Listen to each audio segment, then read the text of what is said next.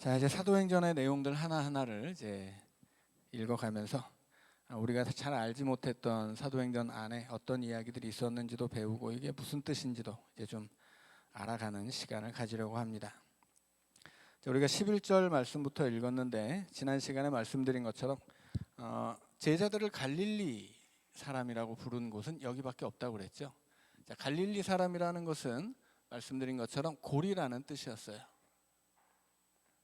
그래서 이 제자들의 출신을 이야기하는 것이 아니라 이것은 제자들의 사명을 이야기하는 것이라고 말씀드렸죠. 갈릴리는 사명이에요. 예수님이 사명을 시작하신 자리이기도 하지만 이 갈릴리는 고리라는 뜻이기 때문에 하늘로 올라가신 예수님과 이 땅에서 그 예수를 믿고 구원받아야 할 사람들 사이에서 그 둘을 엮어 주어야 할 고리들이 이제 제자들인 거죠. 그래서 이 제자들은 하늘만 보고 있어서는 안 됩니다. 자, 11절에 천사들이 이야기하죠. 어찌하여 서서 하늘을 쳐다보느냐? 이것은 하나의 꾸짖음입니다. 너희들은 왜 하늘만 보고 있느냐? 반대로 말한다면 너희들이 이 땅에서 해야 할 사명이 있는데 왜 하늘만 보고 있느냐 하는 것입니다. 자, 하늘이라고 하는 것은 스카이가 아니죠. 구름 떠 있는 그런 하늘이 아니죠. 예수님이 승천하신 하늘이고 제자들이 앞서 예수님에게 질문했었던 하나님의 나라예요. 종말적인 하나님의 나라죠. 마지막 예수님이 구원과 심판을 완성하실 그 하나님의 나라를 쳐다만 보고 있었다고 하는 거예요. 다른 말로 하면 이건 천국이라고 할 수도 있고 어떤 신앙적인 신비라고 할 수도 있죠. 어떤 분들에게 신앙은 이런 것을 쳐다보고 있는 것이에요. 늘 이 땅에서 하나님 나라만 쳐다보고 이 땅에서 늘 신비한 것을 쫓고 이 땅에서 늘 영적인 것을 추구하고 그러나 천사가 이런 분들을 혼낸다고 하는 이야기예요. 왜냐하면 이것은 하늘을 바라는 사람들, 하늘을 소망하는 사람들의 올바른 태도가 아니기 때문입니다.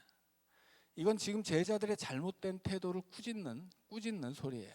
너희들 하늘만 보고 있어서는 안 된다. 왜 그렇습니까? 이 땅에는 갈릴리 사람으로서 이들이 감당해야 할 사명이 있기 때문이에요. 그래서 만약에 이 사람들이 하늘을 바라보는 사람들, 그 영원한 하늘을 소망으로 품은 사람들이라면 이 사람들이 해야 할 일은 하늘을 보고 있는 게 아니에요. 이 땅에서 이 하늘에서 받을 영원한 상을 위해 사명을 감당하는 것입니다. 그래서 하늘을 품고 이 하늘을 소망하고 하늘을 바라보는 올바른 태도는 하늘만 보는 것이 아니라 그 하늘은 마음에 품고 그리고 갈릴리 사람들이니까 이 땅에 나아가서 하늘과 땅의 고리가 되는 거예요. 그러면 그들이 바라보던 그 하늘에서 어떤 일이 일어나겠습니까? 그들이 그 하나님 나라에 이르렀을 때 하나님이 상 주시겠죠. 그러니까 지금 천사들은 하늘만 보고 있는 사람들, 그들에게 너희들이 이 땅에서 해야 할 사명을 감당해야지 하늘만 보고 있어서는 안 된다. 하나님 나라를 소망하는 사람들의 올바른 태도는 하늘만 보고 있는 것이 아니라 이 땅에서 내가 무엇을 해야 할 것인지 어떻게 살아야 할 것인지 그것을 해야 한다라고 하는 것입니다. 그래서 천사들이 이 제자들을 꾸짖은 거예요. 그래서 이제 제자들은 예수님이 명령하신 대로 예루살렘으로 돌아옵니다. 이제 그들은 1장 8절이 이야기하는 것처럼 성령을 받고 이제 권능이 임하면 땅 끝까지 이제 복음을 짊어지고 이제 뛰쳐나가야 되기 때문이죠. 그래서 이제 예루살렘으로 돌아옵니다. 13절에 보면 그들이 유하는 다락방으로 올라가죠. 사도행전 12장 12절을 보면 이 다락방은 마가 요한의 어머니 마리아의 다락방이라고 되어 있습니다. 우리가 흔히 이 사도행전에서 120문도가 성령이 임할 때 기도하던 그 다락방을 마가의 다락방 이렇게 부르는데 정확하게 얘기하자면 마가의 다락방이 아니라 마가 요한의 어머니의 다락방이에요. 자, 이것은 이 시대 그 유대인들의 집에는 사랑채가 있었어요. 어떤 집이든. 우리말로 하면 사랑채고요. 헬라어로 하면 카탈루마예요. 누가복음 앞에서는 이 카탈루마가 여관으로 번역이 됐습니다. 근데 정확히는 사랑채예요. 손님 맞이 방이죠. 손님 맞이 방이, 부자들은 집이 크니까 손님 맞이 방도 크단 말이죠. 그래서 손님이 있으면 그 큰 사랑채에서 손님을 맞이하기도 하고, 또 이 사랑채에서 뭐 그 여러 사람들이 모여서 뭐 공부를 하기도 하고 뭐 회의를 하기도 하고 그럴 수 있었다고 합니다. 그러니까 이 마가 요한이라고 하는 사람은 굉장히 그 부잣집 아들이었던 거죠.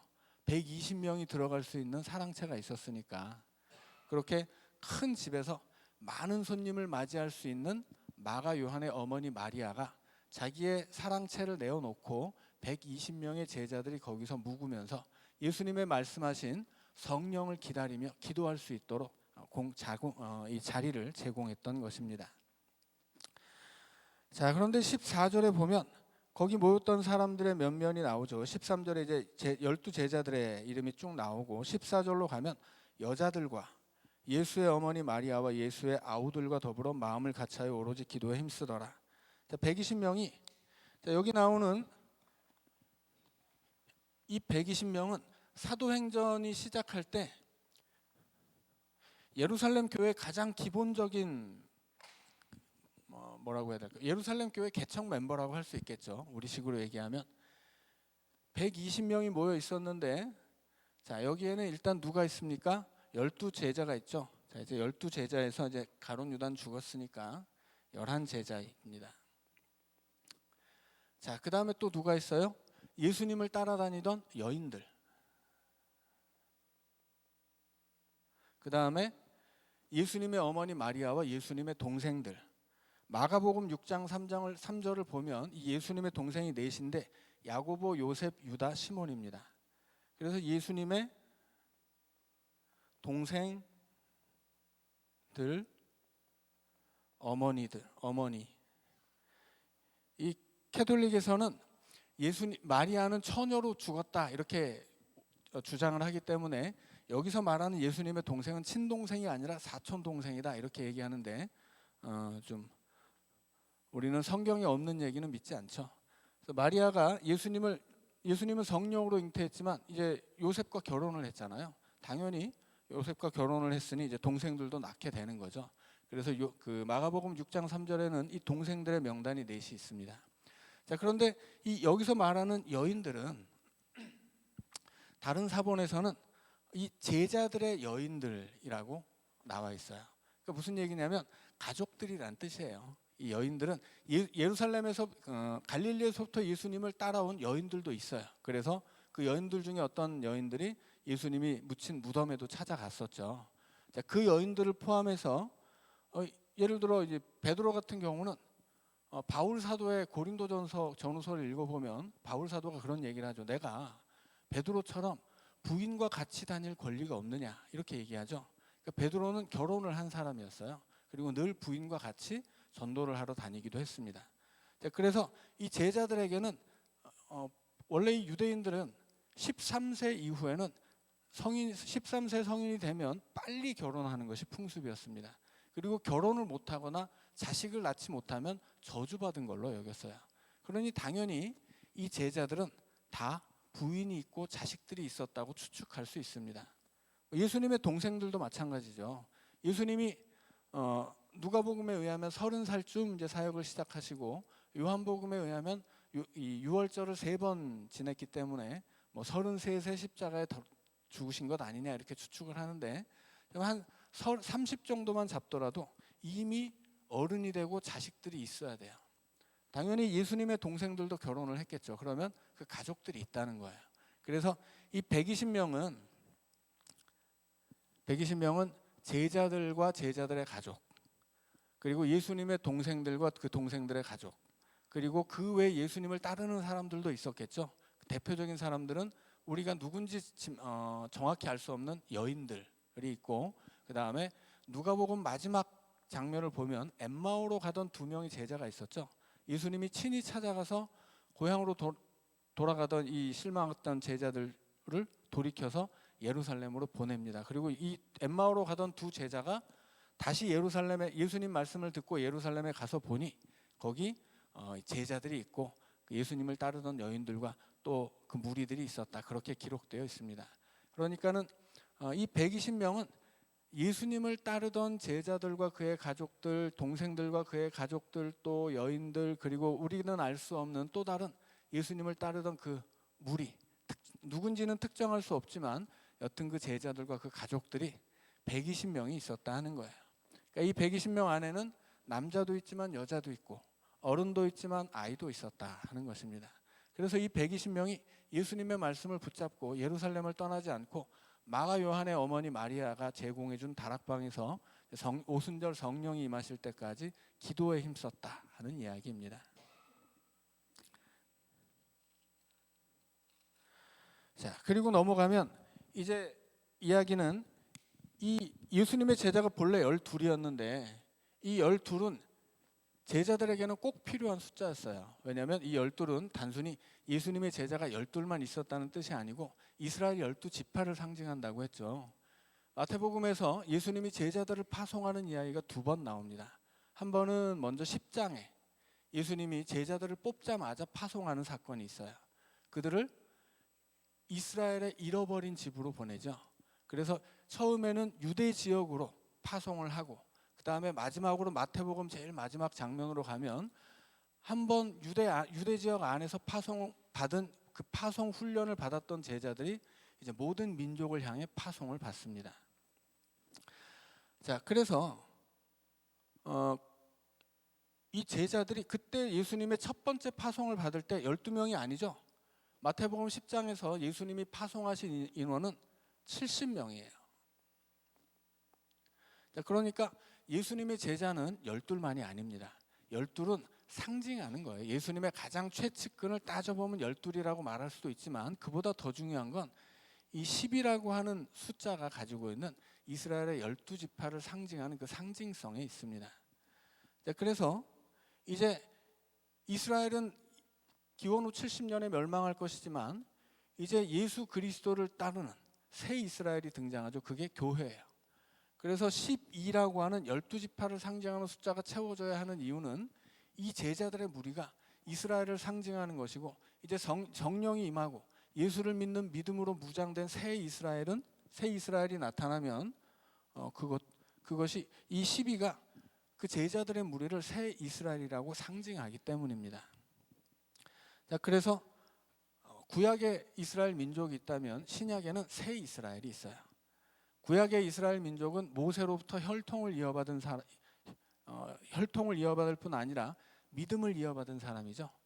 모세의 자식들 중에 뭐 이삭도 있고 야곱도 있지만 다 첫째가 아니잖아요. 다 둘째들이죠. 그러니까 이 무슨 말이냐면 구약에서 이스라엘도 혈통의 공동체는 아니었다는 이야기예요. 아브라함의 혈통이지만 믿음이 없으면 탈락합니다. 버려지죠. 그리고 믿음을 통해 아브라함의 약속을 이어받는 사람들이 이스라엘 백성이 되는 거예요. 그래서 심지어는 여호수아를 보면 라합이라는 기생이 있죠. 이 기생은 이방인일 뿐 아니라 몸을 파는 창기였어요.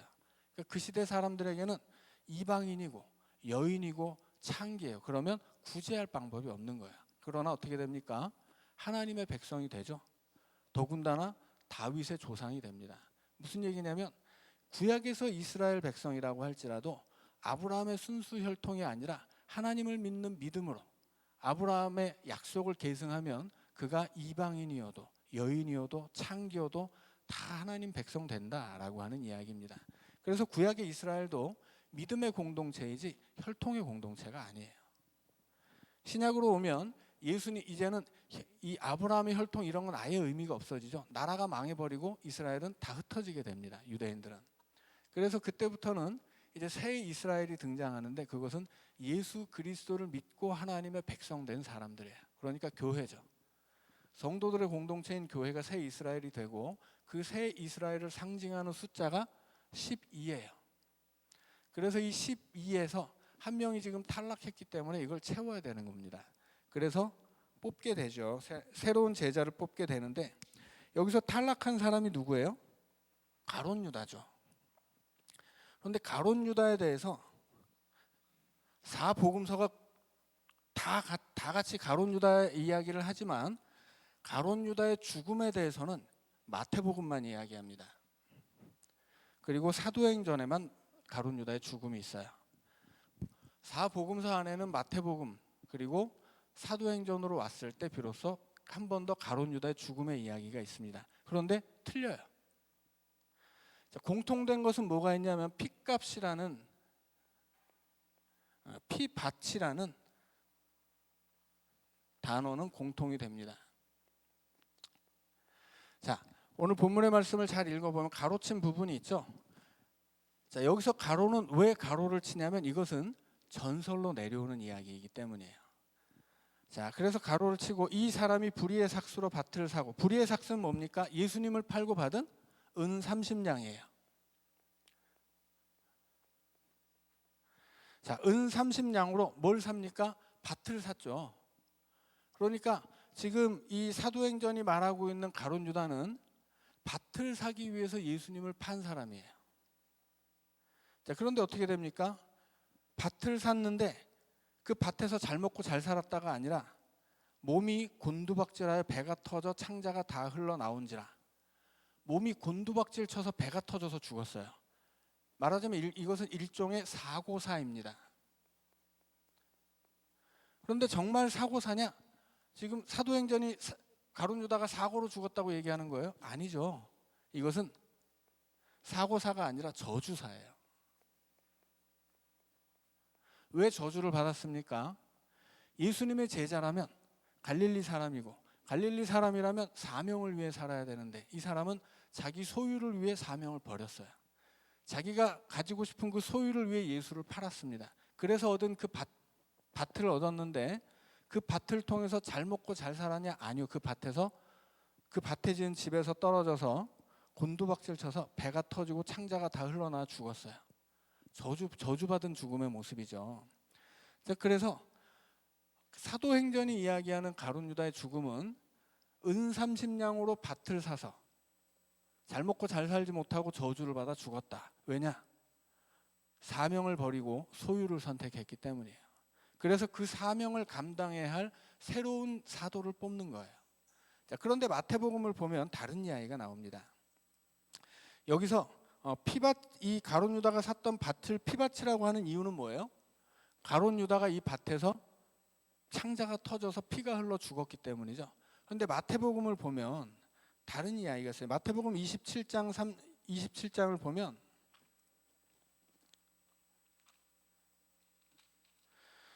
(27장) 3절부터 10절까지 이제 가룟 유다의 죽음에 대해서 나오는데, 마태복음이 이야기하는 이 가룟 유다의 죽음은 어떤 것이냐면 예수님이 잡히니까 가룟 유다가 뉘우칩니다. 내가 잘못 생각했다 하는 거예요. 자, 전에도 말씀드렸지만 가룟 유다가 예수님을 판 이유는 뭐겠어요? 단순히 은 30으로 사도행전이 얘기하는 뭐 작은 밭대기 하나를 살 만한 돈이었다면 그가 굳이 예수님을 팔지는 않았을 거다라고 말씀을 드리죠. 왜냐하면 이 마태복음의 기록에서 가룟 유다는 돈에 욕심이 없기 때문이에요. 돈에 욕심이 없죠. 자기가 받은 돈을 성소에다가 던져요. 그리고 내가 잘못 증언했다. 이제 가룟 유다가 고발을 하고 예수님에게 불법적으로 사형을 언도한 재판에서 가룟 유다는 증인이었거든요.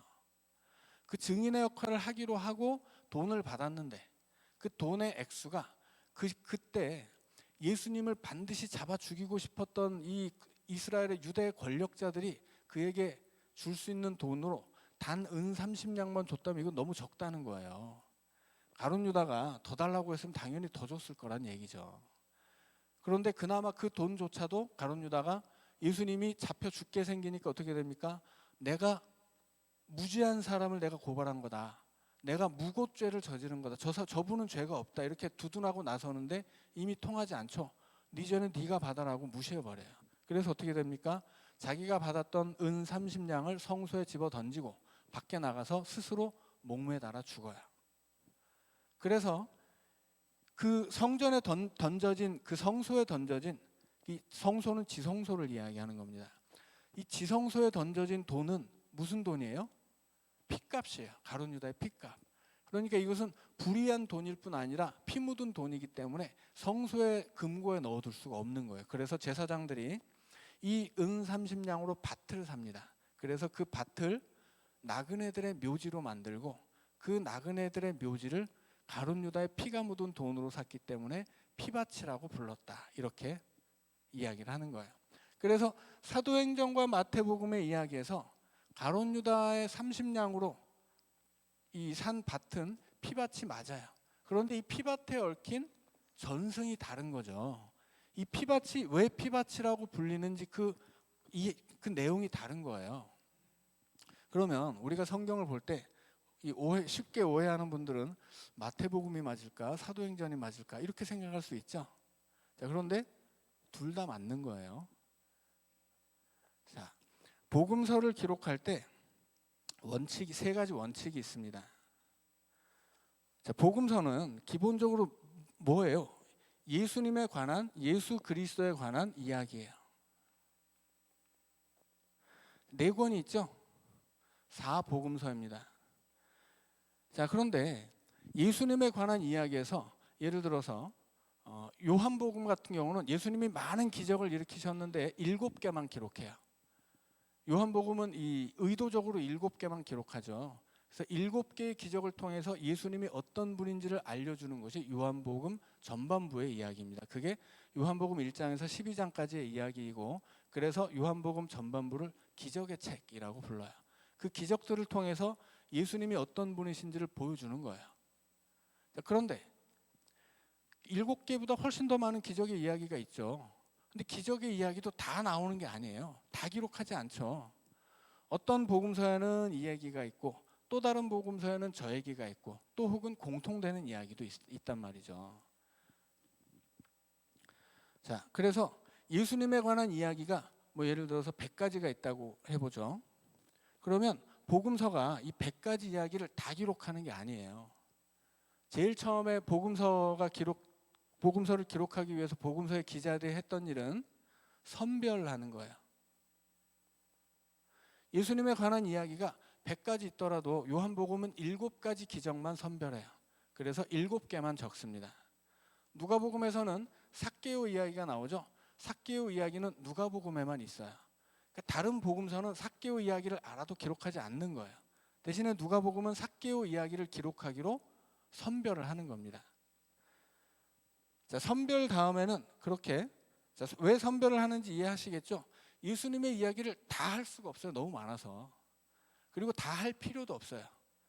복음서가 예수님을 기록하는 이유는 뭐예요? 예수님이 어떤 분이신지를 설명하려고 하는 겁니다. 그러면 예수님을 설명하기 위해서 필요한 만큼 이야기하면 되는 것이지 굳이 다 할 필요가 없는 거예요. 그래서 마태복음에 있는 이야기가 마가복음에는 없고 누가복음에만 있는 이야기도 있고 요한복음과 마태복음이 일치하는 이야기도 있고 이런 식으로 여러 가지 이야기들이 선별된단 말이에요. 각 복음서에 따라서. 자, 그 다음에 선별된 다음에 선별한 이야기를 어떻게 해야 됩니까? 배치해야 돼요. 복음서를 읽어보면 같은 사건이라도 시간의 순서대로 똑같이 순서가 나와 있지 않아요. 순서가 다 뒤죽박죽이고 서로 달라요. 왜냐하면 그 사건들을 통해서 이야기하고자 하는 바가 있기 때문에 그 사건들을 선별한 다음에 배치하고 이 복음서가 말하고 예수님이 이런 분이다라고 말하고 싶은 것을 말하기 위해서 선별된 사건들을 각 권의 기자들이 배치를 하는 거예요. 예를 들어서 우리가 마가복음과 마태복음을 보면 예수님이 예루살렘에 입성하실 때 입성하기 바로 전에 바디메오 이야기가 나옵니다. 바디메오 이야기가 나오는데 바디메오 이야기가 나온 이유는 뭐냐면 이제 예수님이 메시아로서 예루살렘에 들어가시잖아요. 그런데 예수님을 따르는 제자들이 아무도 예수님을 제대로 보지 못하는 거예요. 그들은 다 눈뜬 장님들입니다. 그들은 예수님이 어떤 메시아인지를 아무도 모르고 있었어요.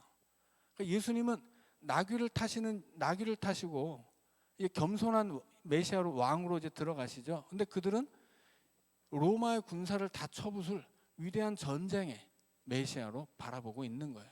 그러니까 예수님을 따르는 사람들, 그를 맞이하는 사람들, 그분을 찬양했던 사람들은 다 눈뜬 장님들이에요. 그래서 그들이 눈뜬 장님들이고 바디메오 사건 마지막에 어떻게 됩니까? 그가 눈을 뜨고 예수님을 따르게 돼요. 예수님을 따르려면 너희들 눈을 떠야 된다. 예수님은 너희가 바라는 그런 메시아가 아니다. 예수님은 너희들의 그 육신의 배를 불려주고 너희들의 그 정욕으로 품은 욕심을 채워주는 그런 신이 아니다라고 하는 이야기예요. 그러니 너희들은 바디메오는 육신의 눈을 감은 맹인이지만 너희들은 영의 눈을 감은 맹인이고 예수를 도무지 알지도 못하고 보지도 못하는 사람들이다, 그 얘기를 하는 거예요. 그래서 예수님을 따르려면 너희들이 눈을 떠야 한다는 이야기를 바디메오를 통해 하는 것입니다. 그게 배치예요. 예루살렘에 들어가기 전에 굳이 맹인 거지 바디메오의 이야기를 하는 것은 예수님이 예루살렘에 들어갈 때 그 예수님을 똑바로 보라고 하는 이야기를 하고 싶은 거예요. 그래서 마태와 마가는 바디메오라는 사람의 이야기를 선별해서 예루살렘 입성하기 전에 배치합니다. 그래서 그들이 말하고, 이 마태와 마가가 말하고 싶은 것을 바디메오를 통해 우리에게 들려주는 거예요. 자, 그런데 누가복음으로 가면 바디메오라는 이름은 나오지 않고 그냥 맹인 거지가 나옵니다. 그런데 맹인 거지가 예루살렘에 입성하기 전에 나오긴 하는데 그 사이에, 이 맹인과 예루살렘 입성 사이에 또 하나의 사건이 있어요. 그게 뭐냐면 삭개오예요. 누가복음은 삭개오 이야기를 선별한 다음에 여기다 배치해요. 왜 여기다 배치할까요? 말하고 싶은 게 있기 때문이에요. 삭개오를 통해서. 삭개오가 회계 이 세리장이죠. 세리는 말하자면 이 세리장에게 고용된 하수인에 불과해요. 악의 축은 세리장입니다. 세리장은 공개 입찰을 하거든요. 어떤 공개 입찰을 했냐면 유대인들 중에 부자들을 대상으로 공개 입찰을 해요. 너희들 중에 만약 로마에 세금 바치는 세금 사업하고 할 사람 손들어 해서 이제 손드는 입찰이에요. 이제 적어야 되겠죠, 입찰하려면. 그래서 제일 많이 적는 사람이 뽑히는 겁니다. 그게 세리장이에요. 세리장은 자기 민족이었던 이스라엘 사람들에게서 세금을 걷어다가 로마에 바치는 사람이에요. 근데 이걸 괜히 하는 게 아니겠죠. 이것은 막대한 이권을 걸고 하는 일입니다. 만약에 자기가 로마 입장에서는 많이 낸다고 하면 좋은 거잖아요. 그러니까는 많이 낸 사람을 세리장으로 뽑아주는데, 만약에 그가 약속한 세금을 못 내면 어떻게 됩니까? 유대인에게서 걷어서 내야 될 세금을, 약속한 세금을 걷어서 내야 되는데 못 내면 자기 재산으로 내게 돼 있어요. 그러니까는 부자가 아니면 할 수 없는 게 세리장이에요. 그런데 부자들이 괜히 자기 민족한테 욕먹을 일을 하겠어요? 다 돈이 되니까 하는 거예요. 세리장에게는 책임만 있는 게 아니라 권리도 있습니다. 어떤 권리냐면 세금을 걷는 항목을 임의로 만들 수 있는 권리이고, 그 권리를 가지고서 세금 사업을 하면서 돈을 더 거둘 수 있는 권리예요. 여튼 이 세리장은 자기가 약속한 돈을 바친 다음에 더 거둔 것 중에 남은 거 있잖아요. 뭐 예를 들어서 10달란트를 바치기로 했다. 그러면 11달란트를 받아서 나머지 한 달란트는 내가 가질 수가 있는 거예요. 그게 그 시대 세리장들이 하던 세금 사업이었습니다. 그런데 이게 아주 나쁜 짓이죠. 돈을 벌기 위해서, 안 그래도 부자인데, 부자가 아니면 입찰을 할 수 없으니까 안 그래도 대단한 부자예요. 자기가 약속하는 세금을 자기 돈으로 낼 수 있는 재력이 있어야 세리장에 입찰을 할 수 있습니다. 그런데 그 엄청난 부자란 얘기죠. 그 부자가 더 큰 부자가 되기 위해서 자기 민족의 등골을 뽑아 먹겠다고 나서는 놈들이 세리장이에요. 근데 혼자서는 할 수 없죠. 그래서 사람을 고용하는데 그 고용된 사람들이 세리입니다. 그러니까 이 세리들은 정말 인생 막장에서 아무것도 할 것 없는 사람들이 선택하는 직업이에요. 이 직업을 선택하는 순간 그는 사회에서 매장당합니다. 생계는 해결할 수 있겠지만 그는 더 이상은 유대교 안에 머물 수가 없어요. 사람들이 죄인 취급하고, 뭐라고 얘기할까? 우리나라는 그 일제시대 때 친일파죠. 그 일본 순사들의 앞잡이가 됐던 그 친일파들 있잖아요. 그런 놈들이 되는 거예요. 그런데 목구멍이 포도청이니까 어쩔 수 없이 취직을 하는 거예요. 이 세리들은 배운 거 없고 가진 것 없고 도저히 먹고 살 길이 없을 때 선택하는 인생 막장에 처한 직업이 세리라고 한다면, 세리장은 그들을 고용한 부자입니다. 더 큰 부자가 되기 위해서 자기 민족을 배신하고 자기 민족의 등골이라도 뽑아서 내가 더 큰 부자가 되겠다고 나선 사람들이 세리장이에요. 그가 바로 삭개오입니다. 근데 삭개오가 예수님을 만나죠. 돈의 영혼을 팔아먹은 이 삭개오가 예수님을 만나고 어떻게 됩니까? 사람들이 수군거린단 말이에요. 아니 저자가 메시아인 줄 알았더니 우리 민족의 배신자인 저 짐승만도 못한 삭개오의 집에 간다고 하니까 수군거린 거예요. 그래서 삭개오가 예수님이 자기 집으로 오시겠다고 하고 자기도 예수님을 맞이하기로 했는데 자기 집에 오기 때문에 지금 예수님이 욕을 먹잖아요. 그래서 어떻게 합니까? 선언하죠. 예수님, 내가 남의 것 빼앗은 것 있으면 내 재산의 절반을 털어서 가난한 사람 다 주고, 그리고 내가 남에게 빼앗은 것 있으면 나머지 절반으로 다 갚겠습니다. 그렇게 이야기해요. 이 얘기는 삭개오가 세리장이지만 정직했다는 얘기가 아니에요. 삭개오가 예수님, 나 이제 앞으로 거지로 살겠습니다. 그렇게 얘기한 거예요. 일단 대단히 큰 부자니까 그 재산의 절반을 나눠준다는 것은 엄청난 일이죠. 자, 그런데 세리장은 하는 일이 뭐예요? 하는 일이 도둑질이고 강도질이에요. 자기 민족을 배신하고 자기 민족의 등골을 뽑아서 부를 쌓은 사람이 삭개오인 거죠. 그래서 이거를 4배로 갚으려면 어떻게 돼요? 자기 재산을 다 팔아야 돼요.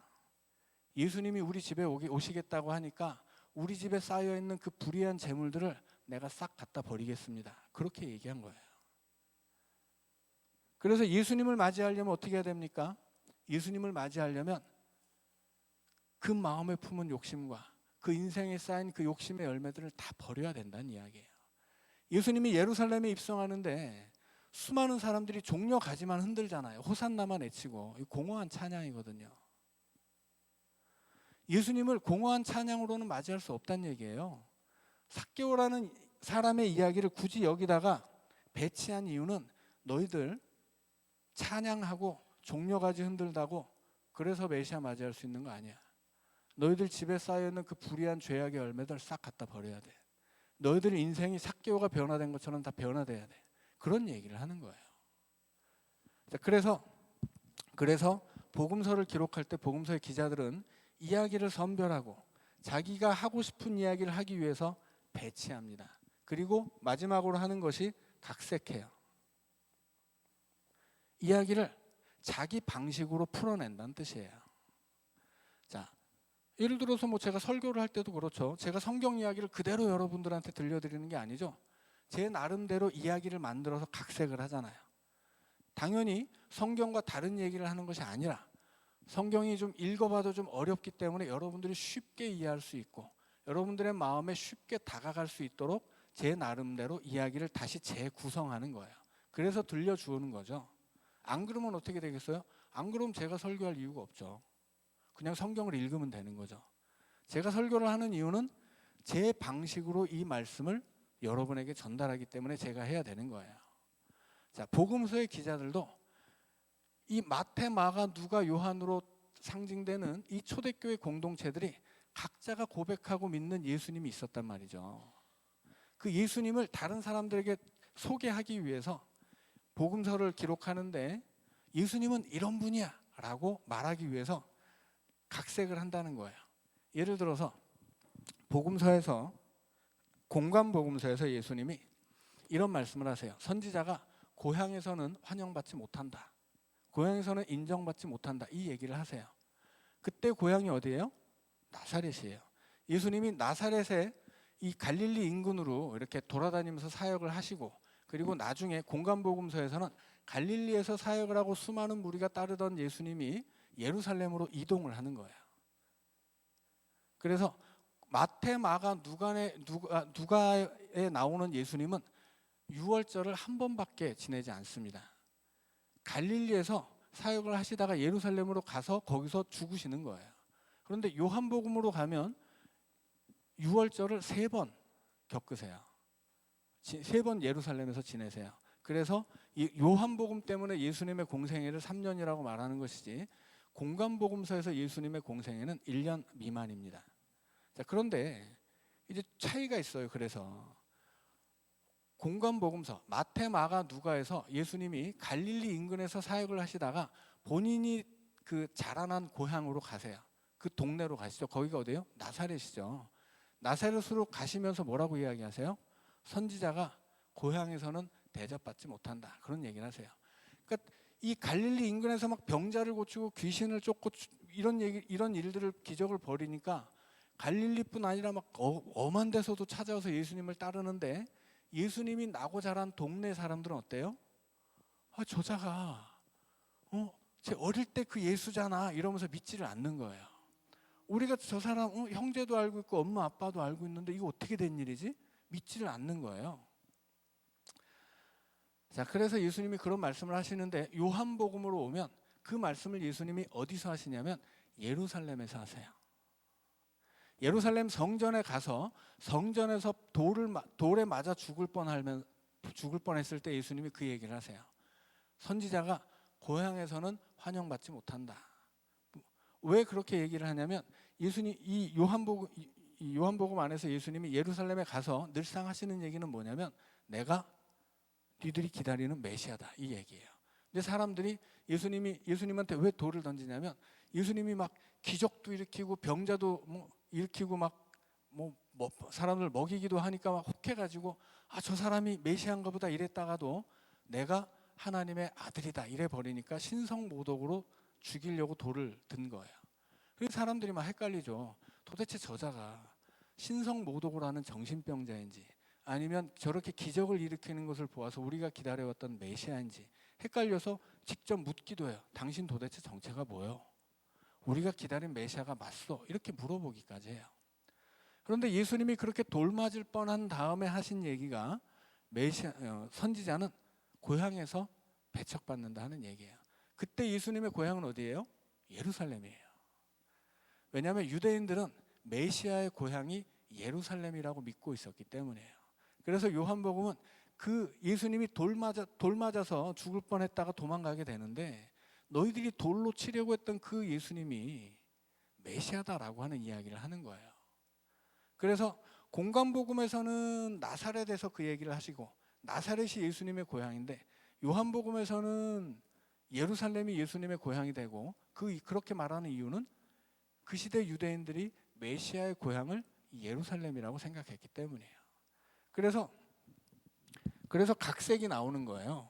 예수님이 그렇게 이런 말씀을 하신 것은 분명한데 이게 어떤 맥락에서 하신 말씀이냐를 각 복음서들이 서로 조금씩 다르게 적고 요한복음은 굉장히 크게 다르게 적는 거예요. 자, 이런 각색은 여러 군데서 나오죠. 예를 들어서 우리가 제 설교 시간에도 얘기했듯이 마태복음에 보면 예수님의 제자들 중에 세베대의 아들들의 어머니가 예수님한테 우리 아들들 잘 좀 봐주세요. 예수님 좌우편에 세워주세요. 이런 얘기를 하잖아요. 결국 그 어머니는 예수님이 십자가에서 죽는 것까지는 봐요. 그런데 예수님이 부활하신 날 무덤에 가는 여인들의 이름에서는 그 여인의 이름만 빠져 있어요. 무슨 얘기예요? 그렇게 세상의 높은 곳을 바라고 자기 아들들의 입신양명을 위해서만 예수님을 따르던 여자는 부활의 증인은 될 수 없다라고 하는 이야기예요. 그 여자는 예수님이 십자가의 죽음으로써 더 이상 예수님을 따라다니지 않아요. 그래서 그 여자는 세상의 것을 바랐기 때문에 예수님의 죽음과 함께 자기의 꿈이 실패한 것이고 거기서 예수님 버리고 돌아간 거예요. 그러니까 이것이 뭐예요? 이게 바로 각색이에요. 자기가 하고 싶은 이야기를 위해서 각색을 하는 거죠. 여기 나오는 가룟 유다의 이야기가 바로 그런 거예요. 가룟 유다가 분명히 예수님을 팔았던 것은 분명하고 그가 죽은 뒤에 그 예수님을 판 값으로 피바치라고 불리는 밭을 산 것도 맞아요. 그런데 여기에 대해서 설명하는 내용이 다른 거죠. 각색을 하는 거예요. 각자. 마태복음은 마태복음에 하고 싶은 이야기를 위해서, 사도행전은 사도행전의 이야기를 위해서. 사도행전은 가룟 유다의 이야기를 통해서 뭘 말하고 싶은 거예요? 가룟 유다를 대신할 새로운 사도를 세우는데 이 사도에게 중요한 건 뭐예요? 사명이죠. 가룟 유다는 사명을 버렸기 때문에 저주를 받아 죽은 사람입니다. 그렇게 제시되는 거예요. 그런데 마태복음으로 가면 가룟 유다의 이야기가 무엇과 함께 묶여 있냐면 베드로의 이야기와 묶여 있어요. 베드로가 예수님을 부인하는 대목 바로 다음에 가룟 유다의 이야기가 나오거든요. 베드로도 예수님을 버리고 가룟 유다도 예수님을 버린 사람이에요. 똑같습니다. 가룟 유다만 예수님 판 거 아니죠. 베드로는 3번 부인한 게 아니라 나중에는 저주하고 부인했어요. 예수님한테 막 사납게 쌍욕을 날린 다음에 부인했다는 거예요. 그냥 모른다고만 한 게 아니에요, 베드로가. 그러니까 베드로가 더 나쁘냐, 뭐 가룟 유다가 더 나쁘냐를 따질 수가 없어요. 똑같은 놈이에요. 똑같은 놈인데 결과가 달라요.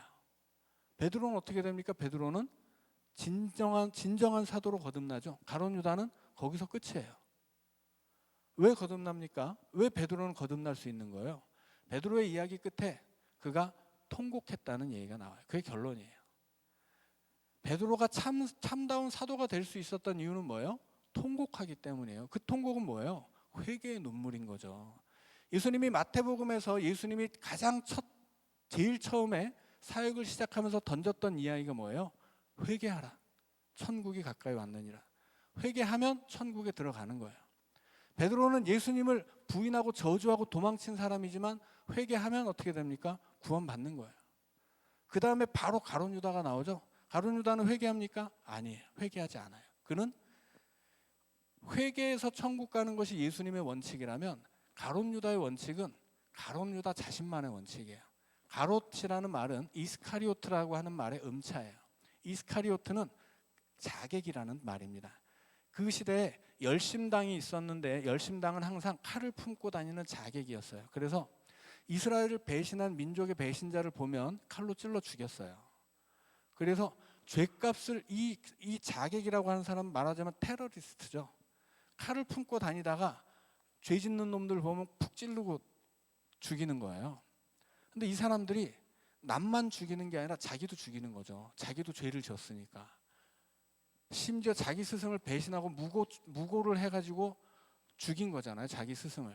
그래서 자기를 용서할 수 없으니까 어떻게 합니까? 자기를 죽여요. 이 가룟 유다는 회개하지 않고 스스로를 포기합니다. 그러면 어떻게 되는 거예요? 거기서 끝나는 거예요. 누가복음도 똑같은 얘기를 해요. 회개하고 구원받는 사람이 있고 그냥 죽어서 심판받는 사람이 있는 거예요. 예수님이 누가복음에서 예수님이 십자가에 달릴 때 골고다 언덕에는 십자가가 3개가 있었죠. 양쪽 어느 쪽인지는 몰라도 둘 다 강도인데 둘 다 강도이고 스스로 뭐라고 얘기합니까? 우리는 우리 죄값으로 죽는 게 당연하다. 그러니까 죽어 마땅한 죄인이라는 이야기예요. 죽어 마땅한 죄인이 예수님을 사이에 두고 둘 다 십자가에서 죽고 있는 거예요. 둘은 뭐 때문에 죽어요? 자기 때문에. 중간에 예수님은 이 둘의 죄 때문에 죽는 거예요. 예수님의 십자가를 중간에 놓고 양쪽에 십자가에 못 박히는 자기 죄 때문에 죽어야 되는 죄인들을 세워놓은 다음에 누가복음은 보여주는 거예요. 사람은 죄인이라 다 그렇게 자기 죄값으로 죽어야 되는데 어떤 사람은 자기 죄를, 자기 영혼을 예수님께 맡기고 죽는다. 그럼 어떻게 돼요? 낙원에 가는 거예요. 구원받는다는 거죠. 모든 사람은 죄인이고 다 죄값으로 죽게 되어 있는데 예수님이 우리 대신 죽기 때문에 내가 죽어야 되지만 내 죽음을 예수님께 맡기고 내 영혼을 예수님께 맡기면 구원받는다는 거예요. 그게 예수 믿고 구원받는 거예요. 회개하고 천국 가는 거죠. 근데 반대편 죄인은 어떻게 돼요? 믿지 않아요. 믿지 않고 오히려 조롱하죠. 너부터 구원해봐 이렇게 조롱하잖아요. 그럼 어떻게 돼요? 그는 자기 죄를 지고 죽는 거예요. 그래서 누가복음은 이 예수님 옆에서 죽어가던 이 2명의 죄인들을 통해서 용서받는 죄인과 용서받지 못하고 심판을 받는 죄인을 보여준다면 마태복음은 베드로와 가룟 유다를 통해서 똑같이 죄인이고 똑같이 죽어 마땅하지만 똑같이 그 예수님을 버린 사람들이지만 베드로처럼 회개하면 통곡하면서 눈물로 회개하면 구원받는다. 가룟 유다처럼 예수님 모른 채 하고 그냥 자기 원칙대로 살고 자기 원칙대로 죽으면 그냥 거기서 끝이다. 그렇게 얘기하고 있는 거예요. 하고 싶은 얘기는 똑같은데 그것을 말하는 사건이 다르죠. 그래서 마태는 가룟 유다와 베드로를 비교해 주면서 예수님이 우리가 예수 그리스도를 믿고 구원받아야 된다고 하는 얘기를 하는 것이고 지금 사도행전에서는 이 가룟 유다의 이야기를 통해서 하고 싶은 얘기가 다른 거예요. 사도행전에서는 가룟 유다를 통해 사명의 얘기를 하고 싶은 것이고 마태복음에서는 똑같은 가룟 유다의 죽음이지만 그 죽음을 가지고 구원에 관한 얘기를 하고 싶은 거예요. 그러니까는 사건을 선별하고 똑같은 사건을 선별했지만 배치한 곳이 다르죠. 그리고 조금씩 다르게 각색해서 둘 다 가룟 유다의 죽음을 이야기하고 그 죽음의 결과로 주어진 피밭을 얘기하지만 여기서 얻는 교훈과 의미는 다른 거예요. 이게 복음서를 기록할 때 원칙입니다. 그래서 우리가 복음서를 읽다가 서로 틀린 부분을 보고 이걸 자꾸 합치려고 하는 사람들이 있어요. 그래서 막 복음서가 4개인데 하나로 만들어 버리는 사람들이 있어요. 그래서 뭐 이거 저거 짜깁기 해가지고 예수님에 대한 완전한 전기를 만들려고 하는 분들인데 이건 완전히 잘못된 거예요. 그러면 복음서가 4개나 주어진 이유가 없어지는 것이고 각각의 복음서가 무엇을 말하고 싶은 것인지 그 이야기를 들을 수가 없어요. 그래서 왜 그런데 그런 시도를 하냐면 서로 다른 얘기를 보면 복음서가 어떤 방식으로 기록된 책이고 왜 이렇게 기록했는지를 모르기 때문에 성경을 오해하고 자기 방식대로 오해하고 어떤 것은 맞고 어떤 것은 틀린 것으로 받아들인다고 하는 거죠. 성경을 그렇게 받아들이면 안 돼요. 성경은 아주 옛날에 아주 먼 곳에서 우리랑은 전혀 다른 사람들이 전혀 다른 문화 속에서 전혀 다른 언어를 가지고 같은 단어라도 전혀 다르게 쓰는 언어를 사용하는 방식을 가진 사람들이 예수님을 기록한 책이에요. 그러니까 이 성경은 우리를 위해 쓰여진 책이지만 우리에게 쓰여진 책은 아니라는 거예요. 그러니까는 우리를 위해 쓰여졌지만 우리에게 쓰여진 책이 아니라 그 옛날 저 먼 곳에 먼 곳에서 기록된 책이기 때문에 그 책이 어떻게 기록되었는지를 알아야만 이 책이 본래 말하고 싶은 의미를 알 수가 있는 거예요. 그래서 성경의 이야기는 성경의 말씀은 액면 그대로 믿어야 되는 것이 아니고 의도대로 믿어야 돼요. 이 얘기를 우리에게 들려주시는 성경의 이유, 목표 그게 있거든요. 그래서 그것에 따라서 성경이 어떻게 기록되었는지를 좀 이해하면 성경을 훨씬 더 깊이 이해할 수 있는 거죠. 이렇게 성경을 이해하지 못하면 아니 세상에 가룟 유다의 이야기가 마가, 누가, 요한에 나오지도 않으며 심지어 마태와 사도행전은 이렇게 다를 수가 어떤 것이 맞고 어떤 게 틀리냐 이렇게 성경을 대하면 곤란한 거죠. 그래서 오늘 가룟 유다의 이야기를 통해서 우리가 성경이 어떻게 기록되었는지 왜 복음서가 4권인지를 우리가 다시 한번 살펴봤습니다. 기도하고 마치겠습니다. 사랑의 하나님, 우리를 위해서 십자가에 죽으셨지만 우리는 예수님을 따르기보다는 부인하고 또 예수님을 버리고 내가 세상에 가지고 싶은 것을 가지려고만 할 때가 있음을 깨닫습니다. 지금 오늘 우리가 가룟 유다를 닮지 않게 하여 주옵시고 오늘 우리가 또 베드로도 닮지 않게 하여 주옵소서. 오늘 우리들이 우리의 소유보다는 사명을 위해 살게 하시고 오늘 우리도 갈릴리 사람 되었으니 이제 하늘과 땅을 잇는 그리스도의 참된 제자들로 살아갈 수 있도록 주님 우리를 사용하여 주시옵소서. 예수님 이름으로 기도하옵나이다. 아멘.